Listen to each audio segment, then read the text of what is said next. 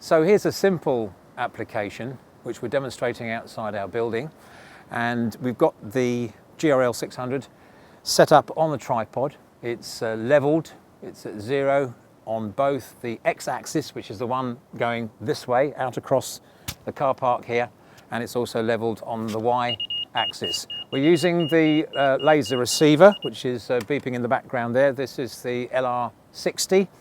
And we're going to take this on the measuring staff here over to the end of this slight upward slope, and I can show you then the ability to find the beam from a function built into the LR60, and then the GRL 600 will find the beam and then calculate and display on the front here the angle of the slope.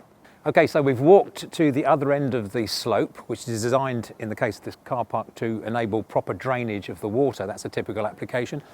But we want to know what that slope is by using the GRL's ability to adjust the x-axis and then report the angle, the slope on that axis. We can do that from the receiver. We have a Bluetooth connection between the receiver and the product. The bottom left-hand button here is the line center, or the center line function. You could also call it a find me function. In other words, you're asking the level to find the center of the receiver in its new position. So we're going to press that button and hold it. Again, we've got an annoying tone going on. In the display, we have the letters CFX. And this means center find on the x-axis. That's the one coming directly out of the front and to the rear of the unit as you look at the control panel.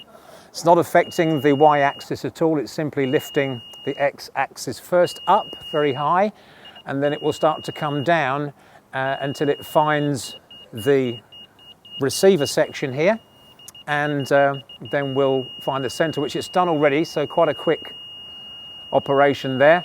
And we can take the unit away and walk back to the GRL to see what the reported angle was on the slope. So now you can see on the LCD display of the GRL 600, the x-axis is reporting a plus 1.2%. So that's the slope of this car park that we just measured in conjunction with a measuring pole and the LR60 receiver.